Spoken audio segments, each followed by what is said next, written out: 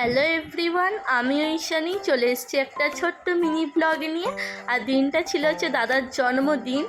এখানে দাদাকে খেতে দেওয়াও হয়ে গেছিলো। মা দাদার জন্য করেছিল হচ্ছে 5 রকমের ভাজা, ভাত, মাছের মাথা দিয়ে ডাল, তারপর হয়েছিল হচ্ছে মাছের ঝোল, চাটনি, পাঁপড় আর পায়েস। তো এখানে সবাই দাদাকে আশীর্বাদ করেছিল। প্রথমেই আমার দাদাই করলো, মানে আমার পাপার ছোটো মামা, তারপর পাপা করলো, তারপর আমার মা আশীর্বাদ করলো। তো সবাই মিলে দাদাকে আশীর্বাদ করছিলো। তারপর খেদে উঠে বেলুন ফোলাতে শুরু করে দিয়েছিলাম, কারণ বিকাল হয়ে গেছিলো। আর এই কেকটা অর্পিতা দিয়ে বানিয়েছে। তো এখানে দাদার প্রায় সব বন্ধুগুলোই চলে এসেছিলো, কিছু বন্ধু আবার পরে এসছে। তো এখানে দাদার বন্ধুরা দাদার জন্য একটা কেক এনেছিল, আর অর্পিতা দিয়ে যে কেকটা বানিয়েছিল দাদার জন্য সেটা ছিল। তো এখানে দাদা কেক কাটিং করছিল, বেশ মজা হয়েছে। অনেক দিন পরেই দাদাগুলোর সাথেও দেখা হলো, প্রায় 1-1.5 বছর পর। তো ভীষণ মজা হয়েছে, খুব আনন্দ করেছি আমরা।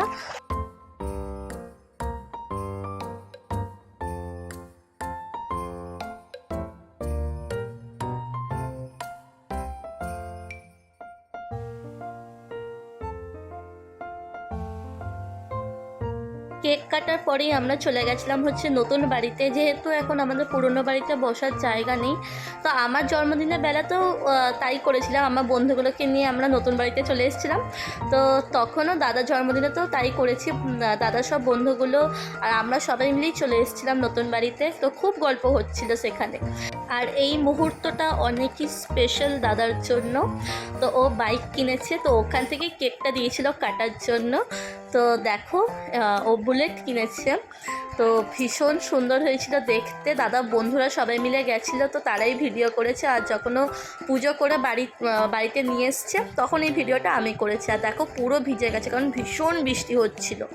আর মা রান্না করেছিল হচ্ছে পনিরের তরকারি, ফ্রাইড রাইস, এটা ছিল হচ্ছে চিকেন পকোড়া, তারপর করা হয়েছিল হচ্ছে চাটনি, তারপর হচ্ছে মাংস কষা, আর পাঁপড়, পায়েস আর রসগোল্লা।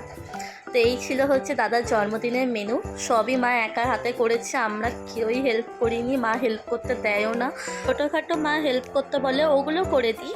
আর এই ভিডিওটা করেছিলাম হচ্ছে পরের দিনকে। তো দাদা বললো চ তোকে একটুখানি ঘুরিয়ে আনি। তো এত কাদা লেগেছে, কারণ ও যেদিনকে আনতে গেছিলো সেদিন প্রচণ্ড বৃষ্টি হয়েছে। তো যাই হোক, ও গাড়িটা ধুয়েও নিয়েছে, খুব সুন্দর করে ধুয়েছে।